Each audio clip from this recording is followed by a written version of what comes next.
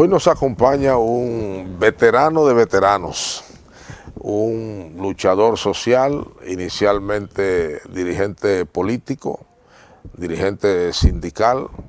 Se puede decir también que promotor de espectáculos artísticos relacionados con la vida social del país. La Nueva Trova, en aquel gran evento que marcó cosas importantes en la sociedad dominicana, 7 días con el pueblo. Yo creo que toda nuestra generación mantendrá en la memoria bien vivo ese evento hasta que muramos. Y ahora, desde el ahora es hace varios años, don Enrique de León está muy activo en el tema del medio ambiente, referido fundamentalmente al área de Punta Catalina. Ahí ha dicho cosas, ha traído expertos internacionales y ha llamado la atención no solo de nuestro país, sino del mundo y de organismos importantes, organismos internacionales, sobre los efectos que puede tener Punta Catalina. Me refiero a las generadoras que hay ahí, las potentes generadoras, en todo el entorno, y como el viento es libre, más allá del entorno. Vamos a hablar de esos temas, como dije, con un hombre, como se decía antes, muy fregado en todas estas actividades. Si de algo saben las abejas, es de flores. Hay de todo tipo y para todos los momentos. Lo importante no es solo su color, tamaño o forma, sino lo que hace sentir cada una. Y para esos sentimientos trabajan. Igual que el Banco Central, que trabaja para hacer florecer la economía y que sientas estabilidad. Para ese sentimiento de crecimiento y desarrollo. Para que la primavera llegue a todos los sectores y los planes de muchos den grandes frutos. Banco Central de la República Dominicana. Trabajando por una estabilidad que se siente. Todos sabemos que el tiempo es muy importante en cada empresa. A veces parece que hay más tareas que minutos en el día, pero siempre hay una solución. Con la ley 32-23 de facturación electrónica podemos mejorar todo el proceso de facturación y ahorrar tiempo. Además, la Dirección General de Impuestos Internos dispone de incentivos por ingresar voluntariamente y un facturador gratuito para que ningún contribuyente se quede fuera. Porque el mundo evoluciona y nosotros también. Únete a la facturación electrónica. El Pleno del Senado conformó una comisión especial para el análisis y estudio del anteproyecto de ley orgánica de la Policía Nacional, que procura garantizar los derechos fundamentales y el debido proceso judicial, ya que toma en cuenta la protección a la dignidad de la persona y el derecho a la integridad. La Comisión de Industria, Comercio y Zonas Francas recibió al director del Instituto Nacional de Protección de los Derechos del Consumidor, Proconsumidor, Eddie Alcántara, y a representantes de otros organismos del Estado y del sector privado, quienes opinaron sobre el proyecto de ley que regula el expendio de bebidas alcohólicas en la República Dominicana. Además, otras 18 comisiones se reunieron para conocer varias iniciativas legislativas, entre ellas la Comisión para el Estudio de la Ley General de Salud, la de Justicia y Derechos Humanos y la de Desarrollo Municipal, entre otras. Una delegación de empresarios y autoridades de Lima, Perú, visitó el Senado de la República como parte de la Misión Internacional de Ciudades Seguras del Perú, integrada al programa Programas Gubernamentales Exitosos y Experiencias del Desarrollo Regional, OIT Perú. El presidente del Senado, Ricardo de los Santos, asistió a la actividad Eficiencia en Aduanas, transformando los estándares de la gestión pública, organizada por la Dirección General de Aduanas y encabezada por su director general, Eduardo Sanz Lobatón. Senado de la República Dominicana. Participativo, inclusivo, transparente. Y ahora, el bateador se prepara con 2 outs.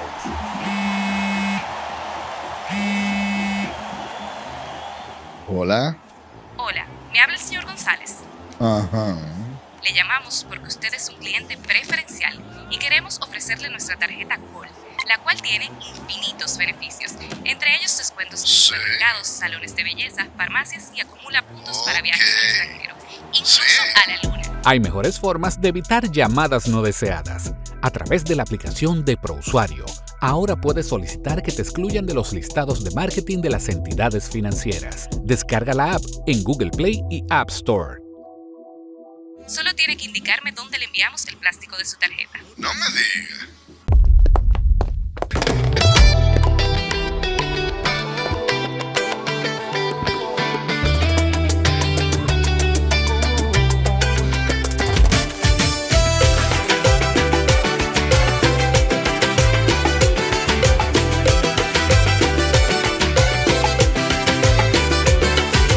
Soy el sol que te acaricia, el mar que canta, la brisa que avisa. Soy historia entre adoquines, tambora que retumba en todos los confines. Hola, soy Larimar que brilla, soy la tinglar recién nacida. Soy dulce como un mango, aroma de café, bachata y merengue que te eriza la piel. Hola, soy una calle en carnaval, el disfraz que danza en espiral. Soy cultura en cada esquina, de Montecristi a Miches mi alma camina. Hola, ven y siente el corazón, donde el sol te abraza sin condición. El que llega dice hola al segundo. Bienvenido al país reservado para el mundo. Para el mundo. Para el mundo. República Dominicana. Para el mundo. Manicruz. Hola, soy el barro entre las manos de artesanos que crean con los años. Soy tinta, caoba y pincel, cada trazo habla de mi piel. Hola, soy Pedernales y sur profundo, donde la naturaleza revela otro mundo. Soy el coral y su color, un tesoro vivo que cuidamos con amor. Hola, ven y siente el corazón, donde el sol te abraza sin condición. El que llega dice hola al segundo. Bienvenido al país reservado para el mundo. Para el mundo. Para el mundo. República Dominicana. Para el mundo. Para el mundo. Mi gente de Quiqueya. Para el mundo. Mi tierra la más bella. Para el mundo. El merengue y la bachata pone a bailar el mundo. No hay nadie como ella. Para el mundo. Para el mundo. Bienvenido al país reservado para el mundo.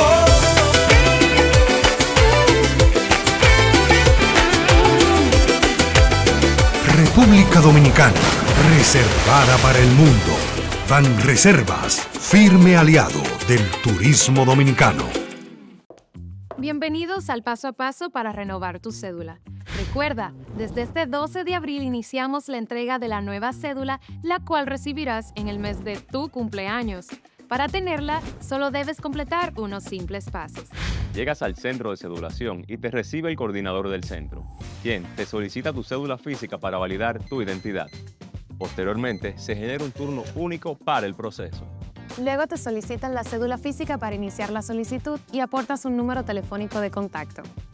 Más adelante, pasas al área de captura de datos biométricos para validar que los datos se corresponden contigo. Luego, cuando toque tu turno, pasas a la estación donde te presentan tu información personal para su revisión y validación. Una vez concluida la verificación, colocas tu huella dactilar en el lector. En la cabina de grabado láser entregas tu cédula actual. Revisan que todos los datos de tu cédula nueva estén correctos y te la entregan. La cédula anterior se anula en tu presencia. Y así de fácil es tener tu nueva cédula. Recuerda, a partir de este 12 de abril, en el mes de tu cumpleaños, acude al centro de cedulación más cercano. Para más información, accede a jce.gov.do. Tu cédula eres tú, porque tu identidad es única. Junta Central Electoral. Garantía de identidad y democracia. Don Enrique de León. A usted le dicen Enriquito. Y así es ¿Por el tamaño o por qué? Por cariño. Por cariño. Porque por el tamaño no puede ser. Yo soy un hombre de 7 pies. Nadie puede equivocarse con eso, ¿verdad? Pero yo pienso que debe ser por cariño. Usted recuerda que cuando en mi generación estaba en la universidad, luchábamos por el $500,000. Así es. Y una de $500,000 para la UAS. Y una de las consignas era, por el $500,000 nadie se cansa. Así es. ¿Cuántos años tiene usted en la lucha política y social? Bueno, mucho. Bueno, yo comencé muy tempranito porque siendo todavía un casi preadolescente, yo fui muy religioso, muy católico y fui parte de la iglesia. Y eso, en gran parte mi sensibilidad social se lo debo al catolicismo, ¿no? La doctrina social de la iglesia. De la iglesia, exacto. Y yo fui un abanderado de la doctrina social de la iglesia.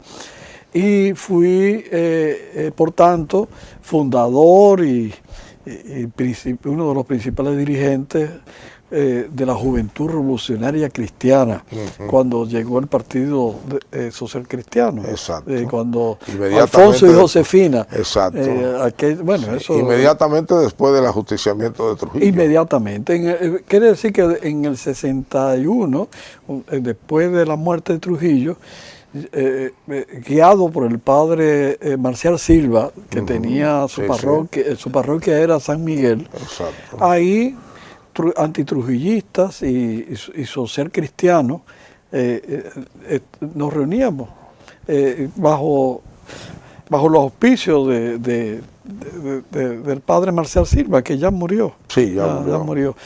Y ahí fue que surgió el Partido Social Cristiano. Entonces, por ese vínculo religioso que tenía, llegué a la política y me vinculé con el Partido Revolucionario Social Cristiano, el partido del machete verde. Exacto, en el ala juvenil. Exacto. Con gente que son personalidades hoy. Por ejemplo, el doctor Bernardo de Filló. José Joaquín, que es una lumbrera y está vivo y en muy buenas condiciones. Y en ejercicio. En ejercicio, no. Yo me lo tropecé en una conferencia que él tuvo los otros días en la ADP, en la Asociación Dominicana de Profesores, en el Congreso, y me la acerqué, porque él se parece mucho a su papá. Yo soy de la familia. Sanjuanero. Yo soy mi madre es sanjuanera, y yo tuve una relación muy estrecha con Teto. Celso Marrancini. Teto Puello. Ok, porque Celso Marrancini también es de San Juan. Exacto, bueno, efectivamente, sí. Dieron su vuelta por San Juan y después recalaron en Puerto Plata. Los Marrancini y los Marra entraron por San Juan. Exactamente. Al país. Incluso en el mismo barco llegaron. No me digas. Nosotros mi familia está emparentada con los Marra. Yo se lo dije a Celso una vez. Le dije, mira, Celso, trátame bien, que somos primos. Y entonces, de la juventud, en la división interna, ¿usted cayó en los corecatos? No, los corecatos son posteriores. Yo pasé a ser novicio. Fui jesuita. Estuve aquí en Manresa. O sea, que estuvo a punto de ser un padre jesuita. Así es. Y en Venezuela decidí, me radicalicé en contacto con la clase trabajadora en Venezuela, en Los Teques. Y entonces... Eran los tiempos de los curas obreros. Efectivamente, yo me uní a un grupo de sacerdotes franceses que estaban en Caracas, que eran sacerdotes obreros. Sí, y allá fue que nació ese movimiento, en Francia. Y la orden de Foucault, que eran sacerdotes que adoptaban las condiciones de vida de los indígenas.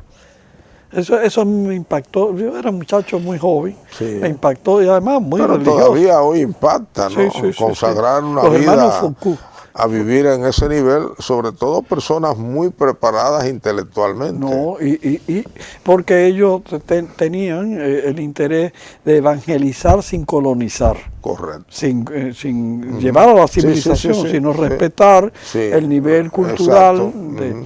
Y entonces...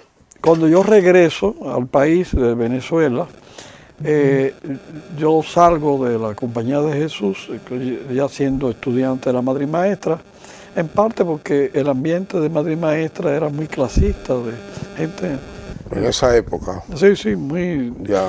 Yo venía con una vocación más popular. Y entonces salí y formamos, junto con los hermanos Fiallo, los cristianos comprometidos. Exactamente. De los cristianos comprometidos, una parte de los cristianos que tenía su salieron en los Chile, corecatos. ¿no? Exacto. En Chile tenía el centro, sí. En América Latina, los cristianos comprometidos, aquí, exacto. Que ya comenzaba a perfilarse. Bueno, Juan Bolívar fue de los cristianos comprometidos, exacto. Ahora que me acuerdo. Sí, sí, sí. Gómez Cerda, el que es sindicalista. Sí, sí. Sí. Yo no me acuerdo el primer nombre. Que me perdone. ¿Gómez Estrella? No, Cerda, Gómez Cerda. Ah, sí. Sí, pero el sí, sindicalista, sí, no el periodista. El que está muy activo. Que, no, todavía. Sí, ha escrito la historia del sindicalismo así dominicano. Mismo, así mismo. Y del cristianismo. Y es un hombre también. muy lúcido. Una vez yo lo entrevisté, tiene sobre los 80 años, ya debe tener 86. Él me lleva, sí. Sí, 86 por ahí debe tener. Y le digo que por qué él escribía tanto. Me dijo que estuvo en Holanda estudiando en Lovaina. Así es. Y que tuvo un profesor, jesuita precisamente, que le dijo, escriba de todo lo que usted sabe. Todo lo que usted sabe, escríbalo. Póngalo en blanco y negro. Bueno, bien, entonces los corecatos, una parte de los compañeros de Cristianos Comprometidos que se radicalizaron a favor de la guerrilla, pasaron a formar los corecatos. Entre ellos, Masfui. Sí, pero más no fue Cristiano Comprometido, más estaba en Europa. Era cristiano. Rafael Camilo. Pero antes, Coco. Miguel Coco. Miguel fue realmente el arquetipo, el que fundó a los corecatos. Yo venía de Venezuela y ya yo conocía la experiencia guerrillera, incluso conocía, yo era ayudante de capellán de la cárcel de seguridad política, sí. Y entonces yo tuve contacto con los dirigentes presos, e incluso lo hacía mandadito como muchacho, ¿no? Era ayudante del capellán de la cárcel, y conocí la experiencia y el fracaso de la guerrilla en Venezuela. Cuando Miguel Coco me dijo que ellos se habían optado por el camino de la insurrección armada y que se iban a organizar los corecatos, ya usted sabía. Yo le conté mi experiencia, lo que yo conocía de Venezuela. Yo estaba era igual que todos los jóvenes de la época antibalagueristas, estábamos de acuerdo con la insurrección popular, pero no estuve de acuerdo con el foco guerrillero. En cambio, los compañeros que fueron al movimiento corecato. ¿En qué momento nace su sensibilidad, digamos, ecológica? Eso a raíz de Falcon Bridge, de que Balaguer concede la exploración y la explotación para Falcon Bridge. En ese momento toda la izquierda... Principios de los años 70. 70. Sí. Aunque la concesión viene del 50 y pico. Exacto, pero ya propiamente exacto, la explotación en los años 70. Todos los izquierdistas desarrollamos una resistencia contra la minería en Bonao. Pero... Sí, que de ahí derivó la primera comisión que nombró Balaguer. Sí. Para buscarle una solución al tema de la contaminación, de la chimenea. Sí. Ahí le pusieron los filtros. Exactamente. Sí. Entonces, y yo posteriormente que vinieron del Canadá. Sí, yo posteriormente, años después, colaboré con la misma Falcon Bridge para ayudar a que las comunidades decidieran qué hacer con el dinero que Balaguer decidió que debía pasarse a las comunidades de las ganancias de las acciones. Fue en los días de Sacha Bolman, ¿no? En los días de Sacha Bolman. No, posterior. Posterior a eso. Posterior, okay. Sí. Porque resulta que... ¿Pues fue Balaguer o fue Balaguer, Leonel? No, Balaguer. Sí. Estamos hablando a principios de los 90. Exacto. El célebre, estaba Balaguer. El célebre 5%, ¿no era? Sí. Entonces, que no fue el 5%, sino las ganancias de las acciones de Corde en Falconbridge. Entonces, ese dinero que se iba a hacer. Que entonces, don Félix Euclides lo incautó para Corde. Exacto. Y entonces Balaguer pasó por decreto esa ganancia a la provincia, a los municipios de la provincia.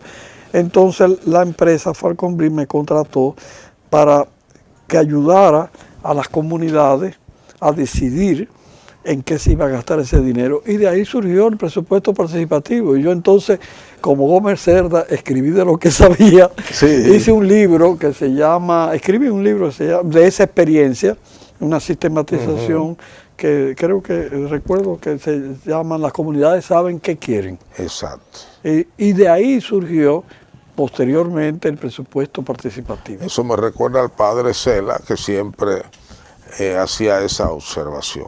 Hay que consultar a las comunidades porque ellos saben más que nosotros sus necesidades fundamentales. Así es. Después usted repitió eso en Cotuí al inicio de esta empresa. Exacto. Pero que eso se diluyó. Se hicieron plebiscitos. Pero ahí le quedó una conciencia ecológica. Sí, sobre la necesidad del cuidado del medio ambiente. Y después me casé con una ecologista. Ah, sí. Una cooperante inglesa, que es madre de 2 de mis hijos, que sí, esa sí era ecologista, ella venía de pura cepa, y como ambientalista y ecologista. Ella vino como asesora. Que el Canadá ha tenido un cuidado de siempre por todo su medio ambiente, uno de los mejores cuidados en el mundo. Así es. Bueno, Europa en general también, por ejemplo, Alemania, los bosques alemanes no son bosques, bueno, cualquier bosque natural, pero lo que quiero decir es que son bosques sembrados, porque la guerra exterminó los bosques, son bosques secundarios, ¿no?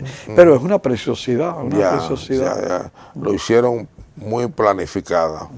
Qué bien. Bueno, esa conciencia ecológica que se hizo a partir de los años 90 adquirió un matiz universal. Sobre todo con el cambio climático. Sí, y hubo gente que empezó antes del cambio climático a pensar, a razonar. Recuérdese aquel famoso estudio sobre los límites de la Tierra. Así es. Y que luego fue desmentido, por cierto, por un gran hombre de izquierda, apellido Herrera, porque, bueno, decía él que el estudio estaba hecho sobre la base de una comprensión estática del universo. Que el universo evolucionaba también y que además tenía sus propios mecanismos de regeneración. Bueno, eso le ha llevado a usted, primero Falconbridge, después estuvo aquí con Barry Gold y con la embajada canadiense. Exacto, y ahora está trabajando el tema en el que ya lleva varios años con Punta Catalina. ¿Cuál es el riesgo desde el punto de vista de don Enrique de León de Punta Catalina? Bueno, son varios, pero lo que está enfermando a la gente, incluso matando, son las emisiones aéreas, sobre todo de la planta, de la unidad número 1, que está muy mal construida, y incluso cuando llega a su máximo rendimiento hay que bajarla por la gran emisión de micropartículas. Eso no ha tenido solución.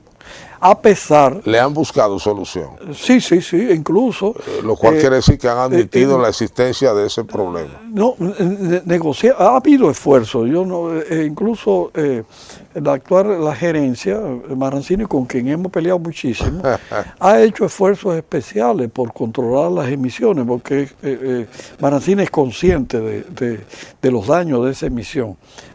Y ha cambiado, y es un mérito de él, que ha cambiado los filtros porque esos filtros son muy costosos, 75 millones cada uno, es decir que es una fortuna de dólares. Sí, sí. Y cuando él entró cambió los filtros. Claro. ¿Y por qué los constructores no previeron eso?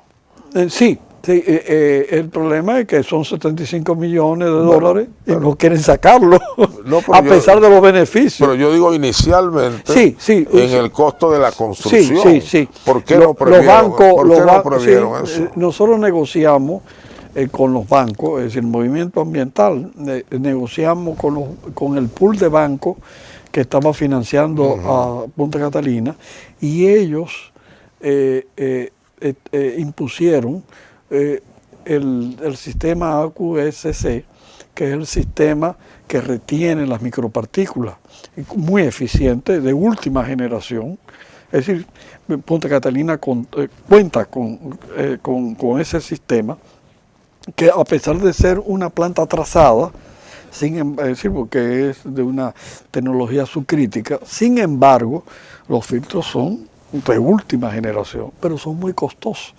Entonces, las administraciones anteriores a esta, a Celso, para no tomar dinero de la ganancia, no cambiaron los filtros, y eso se produjo un desastre. Nosotros hicimos junto con el Instituto de Abogados para la Protección del Medio Ambiente, ISAPROMA, sometimos una querella en la Procuraduría Ambiental especializada por ese desastre. No nos hicieron caso, la dejaron en el limbo. Pero es el principal daño, porque a pesar de... ¿Y eso llega hasta dónde en el entorno? Según el estudio que hizo un instituto finlandés que contratamos, tipo colaborativo, ¿no? Sí, sí. El impacto llega, recorre todo el suroeste del país en la dirección del viento. Exacto. Se acumula en Haití por la llega forma Haití. Orográfica de Exacto. Haití, y pasa hasta las costas orientales de Jamaica y de Cuba. Es impresionante. Sí. Eso está documentado. Es decir, que es lo que se llama contaminación transfronteriza. Y esa contaminación, ¿qué enfermedades verificadas, documentadas produce? Y está ocurriendo en Nizao principalmente. Ataca los pulmones, como es natural, porque las micropartículas entran por las fosas nasales, se alojan en los pulmones. También en las arterias y el corazón. Exacto. Por ejemplo, los jóvenes que están muriendo en Nizao están muriendo por presión arterial alta. Eso nosotros hemos intentado documentar esas muertes. El gobierno y el Ministerio de Salud Pública saben que eso está pasando. La dirección regional de la provincia de Peravia sabe que eso está ocurriendo, pero lo ocultan, que no debe ser. El mayor punto de efectos negativos hasta ahora es Nizao. Y en parte en Baní por el mercurio. El mercurio, ya sea por la misma emisión aérea, pero también por las aguas residuales, son ricas en mercurio. Parece ser, hay una investigación que hizo un médico particular en Baní, que no ha querido que publiquemos el informe que él hizo, donde la incidencia de insuficiencia renal es altísima en Baní, incluso la más alta del país. Y antes no existía. No, y eso se debe al mercurio. El mercurio ataca los riñones. Salud Pública sabe de eso. Es más, solamente hay que decir... Pero no lo ha estudiado. Bueno, no se atreven, porque hay una lógica gubernamental desde la presidencia de que se necesita la electricidad y hay que pagar el precio. Incluyendo el precio humano. Sí. Y es lo que se llama la admisión de zona de sacrificio. Ya. Bueno, vamos a hacer un paréntesis para continuar con este interesante tema y con este veteranísimo movilizador social, digamos así, que es don Enrique de León. Esto es mío, esto es mío. Claro que yo puedo. En mi proyecto somos curiosos, Valiente, luchador y soñador. hay que soñar en grande. Y yo sueño con lo más grande. Si hablamos de honestidad, vayan y pregunten. Porque yo soy honesta de verdad. Nunca dejo de pensar en lo demás. Así soy yo. Así soy. Porque yo soy de aquí. De aquí. Y por eso, Yo soy invencible. Cuando los dominicanos creemos en nosotros mismos, somos invencibles. Lo sabemos porque somos Banreservas, el banco de todos los dominicanos. Bienvenidos al Paso a Paso para renovar tu cédula. Recuerda, desde este 12 de abril iniciamos la entrega de la nueva cédula, la cual recibirás en el mes de tu cumpleaños. Para tenerla, solo debes completar unos simples pasos.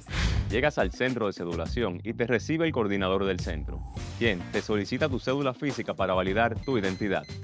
Posteriormente, se genera un turno único para el proceso. Luego te solicitan la cédula física para iniciar la solicitud y aportas un número telefónico de contacto. Más adelante, pasas al área de captura de datos biométricos para validar que los datos se corresponden contigo. Luego, cuando toque tu turno, pasas a la estación donde te presentan tu información personal para su revisión y validación. Una vez concluida la verificación, colocas tu huella dactilar en el lector. En la cabina de grabado láser entregas tu cédula actual. Revisan que todos los datos de tu cédula nueva estén correctos y te la entregan. La cédula anterior se anula en tu presencia. Y así de fácil es tener tu nueva cédula. Recuerda, a partir de este 12 de abril, en el mes de tu cumpleaños, acude al centro de cedulación más cercano. Para más información, accede a jce.gov.do. Tu cédula eres tú, porque tu identidad es única. Junta Central Electoral. Garantía de identidad y democracia.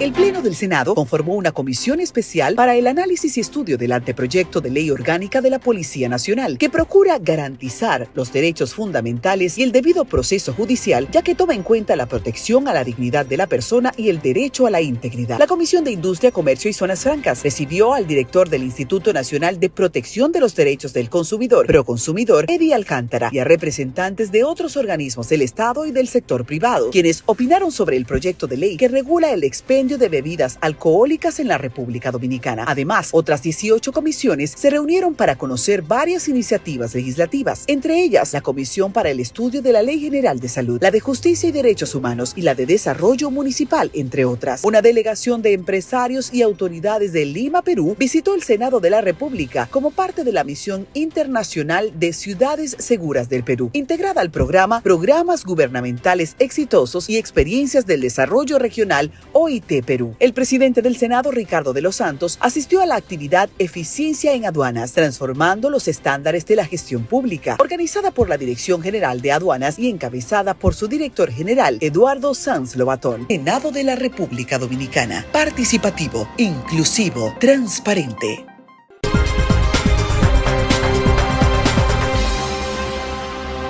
Yo recuerdo, bueno, hay otros dos casos parecidos. Uno es el de Falcon Bridge, que precisamente unas miasmas que botaba por la chimenea fue el problema original que movilizó a los ecologistas de la época. Ya comenzaba a despuntar el movimiento. Y la población de Bonao, que se portó muy aguerrida. Y se hablaba de cómo había afectado la agricultura por esa zona. Así es. Balaguer nombró una comisión que hizo algunas recomendaciones, pero el gran tema es que en ese momento el país no tenía los recursos humanos necesarios para hacer una evaluación más científica. y parece que de manera pragmática pues se concluyó en cambiar los filtros. Recuerdo que se trajeron del Canadá, entonces la discusión era que esos filtros estaban hechos para otra condición ambiental que no era la nuestra, pero eso quedó ahí. La verdad es que no se ha documentado bien el efecto sobre la agricultura circundante, que es fundamentalmente de arroz. Pero ha tenido impacto. Entre otras cosas porque también por ahí, como pasan tantos vehículos, hay, que no es la única, hay un única efecto causa de los combustibles, sí, ¿no? Y parece que separar uno y otro no ha sido fácil. Sí, porque la contaminación es multifactorial, es el gran problema. El otro caso es el Central Romana. Siempre ha habido una cachipa. Y eso sí es fácil de comprobar. En todos los ingenios azucareros. Porque usted pone a secar una sábana blanca en el patio, digamos a las 10 de la mañana, y al mediodía ya está llena de todos esos punticos negros. Eso es monóxido de carbono. Incluso en la Romana se da un tipo de tuberculosis que nada tiene que ver con la alimentación, sino es que esas cachipas se van posando, digámoslo así, en los pulmones y deriva esa enfermedad. En los bronquios, sí. Incluso en el mundo del turismo se conoce de proyectos de grandes compañías hoteleras norteamericanas que han querido establecerse ahí y han hecho hasta estudios, pero a última hora esa cachipa lo ha hecho desistir porque, bueno, ya el tema medio ambiente es una prioridad, porque es salud. Es salud. Claro, y además el turismo viene buscando precisamente salud y un ambiente más sano. En el país se sigue dando poca importancia en los proyectos al componente medioambiental. ¿A qué se debe eso? Don Bienvenido, a la mentalidad que tienen nuestros gobernantes, nuestras autoridades, que lo más importante es la inversión y que este país debe hacer lo que sea por atrapar inversión extranjera. Y entonces un atractivo para la inversión, sobre todo una inversión irresponsable, es que haya leyes, o que no haya leyes, o que haya leyes muy permisivas. Y efectivamente, todos los problemas que estamos teniendo es que el ministerio o una gran parte, para no exagerar, que estamos teniendo es que se refiere al Ministerio de Medio Ambiente y Salud Pública. Son muy permisivos para no estropear la inversión. Eso está mal enfocado. Incluso nuestro presidente, Luis Abinader, tiene la creencia, porque lo hemos conversado, de que antes de cualquier cosa, este país tiene que garantizar electricidad, no importa el precio, incluso humano. Y entonces tiene una filosofía que se conoce a nivel mundial de la zona de sacrificio. La provincia Peravia es una zona de sacrificio. Y el problema es que la zona de sacrificio es violación de los derechos de la población, porque esa población no se puede permitir que se le violen el derecho a la vida y a un medio ambiente sano, y que debe ser garantizado a ellos por vivir aquí, porque la Constitución dice que es un derecho de todos los habitantes de este país, ni siquiera de los dominicanos, de los habitantes. En cambio ellos son sacrificados en su derecho para que el país tenga electricidad. Eso hemos peleado mucho con el gobierno, con ese concepto. Felizmente, porque hay que decir que hemos apretado tanto, la presión de la propia población, las denuncias, han terminado por lograr un acuerdo poco publicitado, pero hay un acuerdo. El acuerdo es que se hizo el gobierno dominicano con el Banco Mundial, el BID y con el Fondo Internacional del Clima, de cerrar el carbón en el país. Entonces, o sea, no hacer más plantas a carbón. No. Primero ya el gobierno firmó un acuerdo de que no va a haber nuevas plantas de carbón, okay, y que las que existen la va a cerrar. Y hay todo un cronograma. En un plazo X. Hay un cronograma que tenemos que precisar, debiéramos darle carácter jurídico a eso, pero hay un acuerdo. El acuerdo es que en este año próximo se cierra Barahona Carbón. Es una pequeña planta de 50 megavatios. En ASO hay otra, creo. En ASO hay otra. No, en ASO no. En ASO es combustible. Y como sí. En ASO están la famosa barcaza. Sí. Que es otro problema. Exacto. También. Es igual de contaminación. Y en el 27 se cierra Barahona, o debe cerrarse. Debe cerrarse. Y entonces en el 28 las Itabo, que están aquí en Jaina, que son muy viejas ambas, las dos. Pero la han ido transformando, creo. La han ido transformando. Sí, para trabajar con gas natural. No. Las Itabo siguen a carbón. Pero no la han ido transformando. No, lo que pasó fue que originalmente no eran a carbón, eran con Furoy.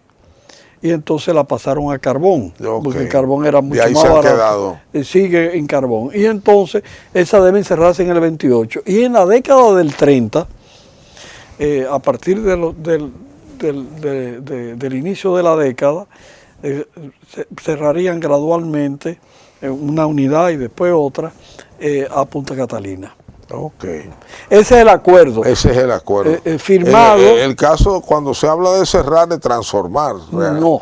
En el caso de Barahona Carbón y de las Itabo son muy viejas. Exacto. No vale la pena. Punta Catalina, pero Punta Catalina, nosotros mismos hemos planteado que no la planta propiamente, sino la inversión, transformarla a energía renovable. Incluso presentamos un estudio de los costos y además la manera de conseguir el dinero. Que don Celso se burló de eso, pero finalmente vino el que había sido vicepresidente de los Estados Unidos, Kerry, al país, y se afirmó, bueno, eso era en la era anterior a Trump. Y ya eso, la colaboración de los Estados Unidos... creo que eso está suspendido. Sí, está suspendido. Sobre todo porque el presidente norteamericano no cree en la crisis es negacionista y favorece el desarrollo de los fósiles. Ya, aquí una de las críticas que se observan, que se escuchan, que se hacen al movimiento medioambiental es que lo consideran hiperbólico, exagerado, y que no creen, por ejemplo, en la posibilidad de la autorregeneración. Está el caso del Este Profundo. Nadie duda, porque eso está documentado, de que ahí hubo una depredación inicial para construir todo lo que se ha construido. Pero después eso ha reverdecido. Y los mismos hoteleros han estimulado el reverdecimiento. Eso no podría pasar, por ejemplo, en San Juan ahora con la minera, no podría pasar en Cotuí. ¿Cuál es la situación, visión? El origen de nuestro... Porque es una posición intermedia entre los radicales y la posición de los Trump. Pero eso tiene una explicación. El origen del movimiento ambiental del país es el conservacionismo, que es una etapa ya rebasada. El conservacionismo.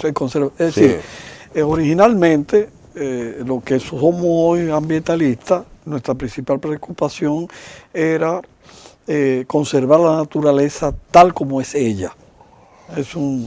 Y de ahí salieron los parques, incluso Trujillo y Balaguer, en cierta manera. Bueno, aquí hay unos libros de unos ambientalistas muy capaces, por cierto, que parecen tratados religiosos, dogmáticos. Así es.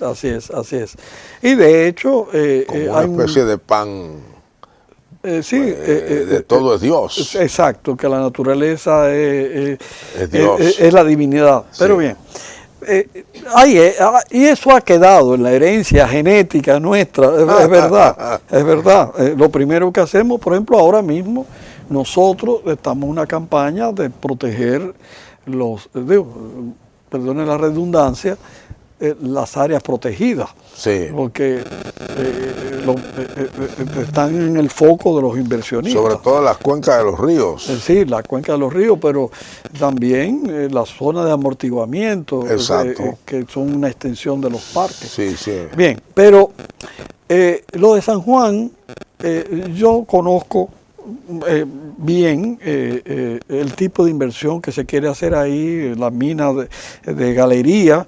Es obvio que es una tecnología mucho más amigable que lo que hay en Barry, porque Barry es una minería a cielo abierto.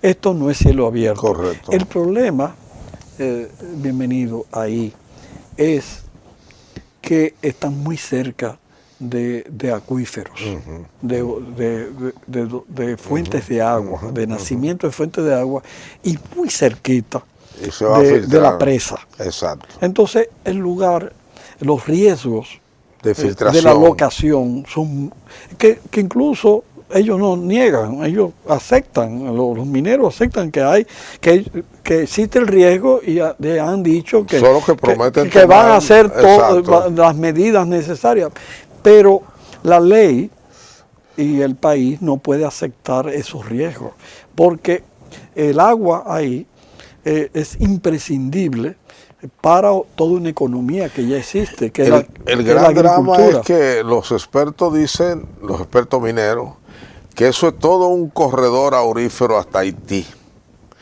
y que en algún momento los dos países, uno o los dos, van a tener que abocarse a buscar ese recurso que tienen ahí.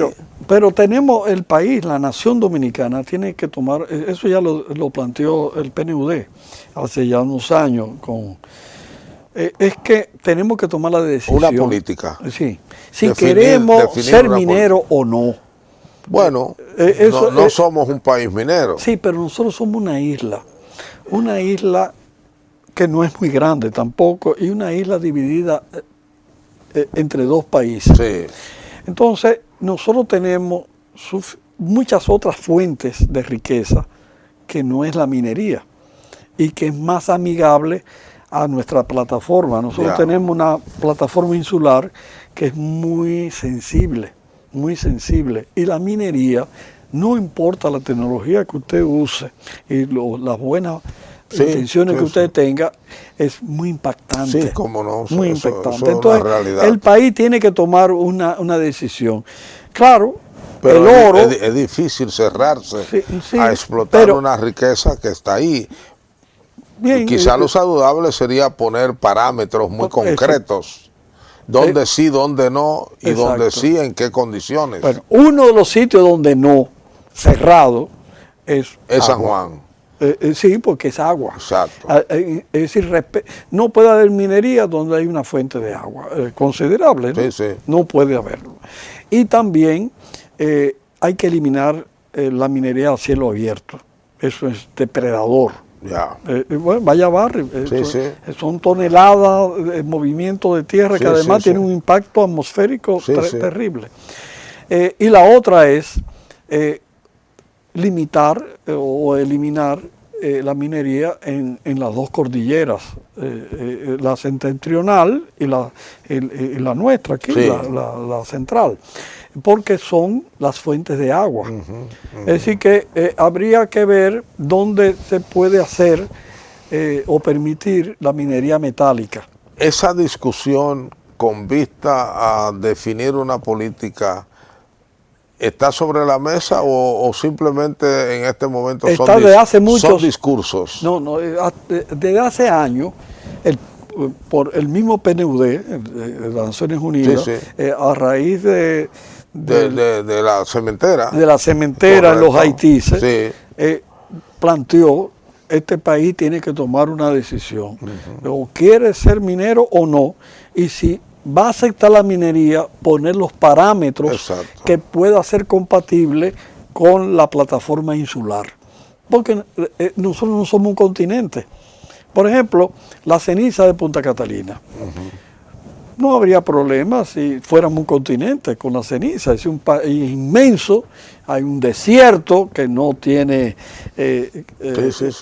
población, no hay manto freático, tú haces un hoyo y metes toda la ceniza ahí. Bien, no hay problema. Pero nosotros somos un país pequeño. Sí, como no, y las 48.442. toneladas de ceniza que hay ahí, como un pasivo ambiental, pone en peligro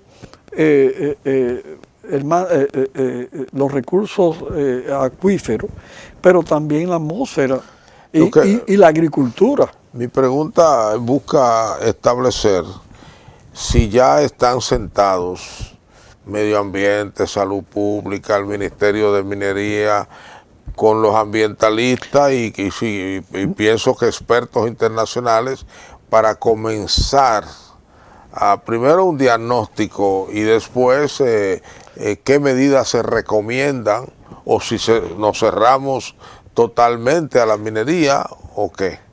Bueno, eso no está en discusión todavía. Bueno, ha habido esfuerzo de parte de la academia de ciencias y ha habido esfuerzo en ese mismo sentido de hacer una mesa de la Comisión Ambiental y de la UAS, de la Universidad Autónoma de Santo Domingo, y Luis Carvajal ha hecho esfuerzo enorme, incluso como asesor, creo que fue una vez asesor de las cámaras legislativas en ese sentido, pero no ha sido posible eso.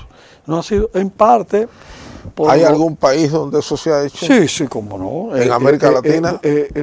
En muchos países existe una... ¿En América Latina? Sí, por ejemplo, en Colombia ha habido esfuerzos muy significativos, no solamente con respecto a la minería metálica, sino con respecto a los hidrocarburos. Petro ha hecho esfuerzo enorme por hacer de que Colombia sea el país de la belleza y de los recursos naturales, y está vendiendo a Colombia como eso. Entonces está tratando de disminuir. Una vez en Costa Rica también. Costa Rica es el modelo. Desgraciadamente amenazado ahora con la derecha, pero Costa Rica ha prosperado, ha sido una potencia económica, dado su tamaño, vendiéndose como un lugar natural, donde se protege la naturaleza, donde en Costa Rica está prohibido la explotación de petróleo, pero también la Bahama. Bahama, que tiene petróleo en su costa afuera, decidió no. Belice también. Es decir, hay ejemplos de países con riqueza, no tanto de metales, sino de hidrocarburos, que han decidido apostar por lo contrario, cerrar los fósiles y abrirse a otras posibilidades. Aquí es complejo más que complicado, porque por un lado está la minería, pero por otro lado está el turismo. De eso hablaremos en el próximo y último segmento del programa. Y ahora, el bateador se prepara con 2 outs.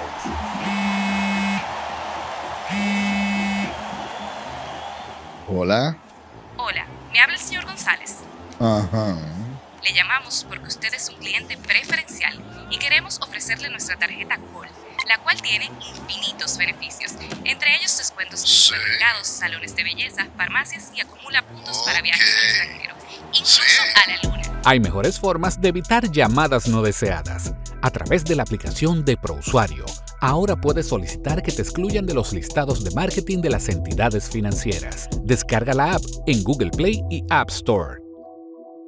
Solo tiene que indicarme dónde le enviamos el plástico de su tarjeta. No me diga. Bienvenidos al paso a paso para renovar tu cédula. Recuerda, desde este 12 de abril iniciamos la entrega de la nueva cédula, la cual recibirás en el mes de tu cumpleaños. Para tenerla, solo debes completar unos simples pasos. Llegas al centro de cedulación y te recibe el coordinador del centro, quien te solicita tu cédula física para validar tu identidad. Posteriormente, se genera un turno único para el proceso. Luego te solicitan la cédula física para iniciar la solicitud y aportas un número telefónico de contacto. Más adelante, pasas al área de captura de datos biométricos para validar que los datos se corresponden contigo. Luego, cuando toque tu turno, pasas a la estación donde te presentan tu información personal para su revisión y validación. Una vez concluida la verificación, colocas tu huella dactilar en el lector. En la cabina de grabado láser entregas tu cédula actual. Revisan que todos los datos de tu cédula nueva estén correctos y te la entregan. La cédula anterior se anula en tu presencia. Y así de fácil es tener tu nueva cédula. Recuerda, a partir de este 12 de abril, en el mes de tu cumpleaños, acude al centro de cedulación más cercano. Para más información, accede a jce.gov.do. Tu cédula eres tú, porque tu identidad es única. Junta Central Electoral. Garantía de identidad y democracia. Si de algo saben las abejas, es de flores. Hay de todo tipo y para todos los momentos. Lo importante no es solo su color, tamaño o forma, sino lo que hace sentir cada una. Y para esos sentimientos trabajan. Igual que el Banco Central, que trabaja para hacer florecer la economía y que sientas estabilidad. Para ese sentimiento de crecimiento y desarrollo. Para que la primavera llegue a todos los sectores y los planes de muchos den grandes frutos. Banco Central de la República Dominicana, trabajando por una estabilidad que se siente. Todos sabemos que el tiempo es muy importante en cada empresa. A veces parece que hay más tareas que minutos en el día, pero siempre hay una solución. Con la ley 32-23 de facturación electrónica podemos mejorar todo el proceso de facturación y ahorrar tiempo. Además, la Dirección General de Impuestos Internos dispone de incentivos por ingresar voluntariamente y un facturador gratuito para que ningún contribuyente se quede fuera. Porque el mundo evoluciona y nosotros también. Únete a la facturación electrónica.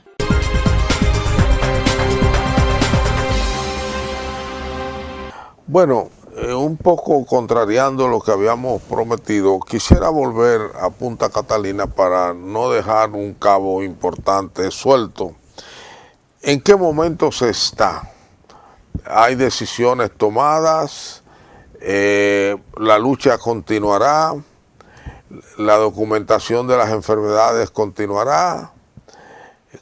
¿Cuál es el camino ahora, la agenda, digamos así, alrededor de Punta Catalina? Sí, se ha abierto la oportunidad de un acuerdo. A pesar de que hemos estado abogando por una mesa de diálogo y concertación y no se ha dado, sobre todo porque don Celso se ha trancado. ¿En qué no? Que no, pero no tiene ninguna razón. Nosotros hemos hecho todo lo posible por llegar a un entendimiento, pero está cerrado. Debe ser de su raza italiana. Pero el Estado Dominicano hizo un acuerdo de cerrar el carbón. Y eso lo que debiéramos tratar de hacer, yo espero que con el apoyo del propio presidente de la República, es concretar esos acuerdos, ponerlo en blanco y negro y detallar las líneas finas de los cierres. Okay. De los cierres. El BID se comprometió a apoyar con financiamiento, propiciar financiamiento para energía renovable, pero desgraciadamente el propio gobierno le ha impuesto al BID el gas. Por ejemplo, el proyecto de Manzanillo de más de 1.750 millones que está iniciándose, que está construyéndose ya ahora con el auspicio del BID, en vez de ser con energía renovable, el gobierno le impuso que fuese a gas. Gas natural. Gas natural licuado. nosotros le hemos protestado al BID de que eso no era el acuerdo era original, energía renovable. Pero arriba de eso, el proyecto está haciéndose en un área de amortiguamiento del parque Manglares Estero Balsa. Es una vieja discusión el tema del área, de la zona de amortiguamiento, casi en todos los parques. Claro, es codiciado. Eso viene de lejos. Codiciado. No, y el tema es que le corta, vamos a decir, le quita mucho terreno a las posibilidades de explotar minas, instalar plantas. Y el turismo. El turismo también. Por ejemplo, recordamos lo del Parque Nacional del Este. Sí, y el tema que Don Pepe, cómo no. tenía un proyecto ahí. Don Pepe e Hipólito Mejía. Así es, con el favor de don Hipólito. Como digo yo no tengo mucha fe en las áreas protegidas, porque todos los gobiernos, y este es una palabra mía, mueven las empalizadas a conveniencia. Para atrás. Eso lo comenzó el primer gobierno del PLD, cuando no había un ministerio todavía de medio ambiente. Comenzó por Nisibón a mover las empalizadas. La cerca para atrás. Sí, exactamente. Un problema que tenemos los dominicanos es que ni siquiera las decisiones que se toman, que se refrendan, que se hacen acuerdos, que se hacen leyes, que se reglamentan y se constitucionalizan, son definitivas, ni siquiera eso. Todo es provisional. Todo es provisional, como decía Ortega y Gasset, que la palabra del político es siempre una palabra provisional. Hasta tanto. Sí. Hasta tanto. Sí, hasta tanto, sí. Sí, pero nosotros... Hay un dominio de las circunstancias. El movimiento ambiental dominicano no hemos atrincherado en hacer que los linderos de los parques sean sagrados. Además, está en la Constitución de la República.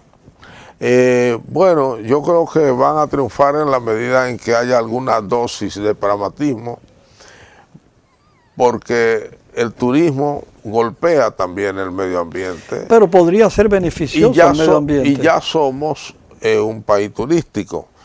Yo creo que en el este profundo hay algunos indicios de que hay cosas que se pueden restaurar.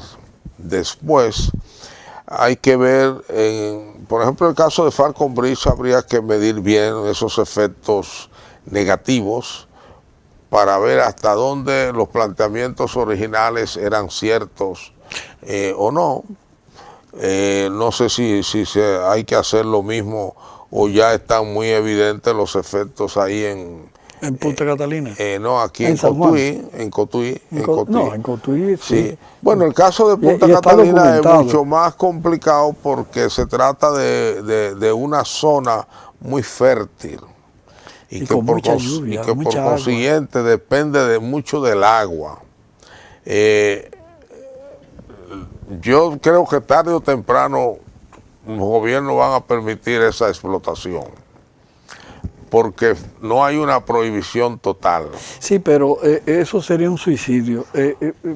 Nosotros necesitamos proteger los humedales, a nivel de costa. Todo eso hay que hacerlo política. ¿Sabe por qué? Porque perdemos territorio. Hay que hacerlo política. Hasta que no se haga política. Tenemos que pactar una política. Porque está la voluntad de un hombre que se llama el presidente, cual que sea. Y lo mejor sería que sea una política donde haya un compromiso de todos los partidos con vocación de poder. Yo creo que la gran conclusión de este programa es exhortar a que se produzca de manera concertada esta política sobre el uso del suelo, sea a favor de la agricultura o de la minería o del turismo, en fin, pero bajo parámetros acordados. Don Enrique de León, le agradezco sobremanera. Usted, como todo un veterano, pues le ha puesto el punto final y espero invitarlo pronto para que hablemos de educación, que creo que otra de las áreas donde usted Yo soy maestro, sí. Es maestro y es cofundador de la ADP. Así es, así es. Y creo que escribió un libro sobre la historia de la Así ADP. es, así es. Usted está escribiendo también sobre todas sus experiencias, yo creo, ¿no? Juan Bolívar y yo tenemos una disputa, quién iba a hacer su memoria antes, pero Juan Bolívar me ganó, Sí. que ahora el 18 lunes, va a poner en lunes, circulación creo su que memoria. tiene un libro ahí me dicen que de casi 600 páginas. Bueno, pero Fidelio escribió 2 tomos. Así es. Muy pormenorizado. Yo creo Y que es capaz de escribir el tercero. Así, yo creo que las memorias deben ser bien pormenorizadas para aportar algo, porque en términos críticos, pero hacia un amigo, don Fafa Tavera, que es un ícono de la lucha política en nuestro país, y tiene una memoria, él lleva una memoria histórica, su memoria publicada ya está muy lejos de lo que él ha sido en la vida política dominicana. Así es. Y los detalles que siempre son importantes, las fechas, los Y las personajes, memorias son para los eso, para dar los personajes, detalles, sí, lo que no se ha dicho. Exactamente, usted lo ha dicho. A ustedes les agradecemos mucho y nos vemos en el próximo programa.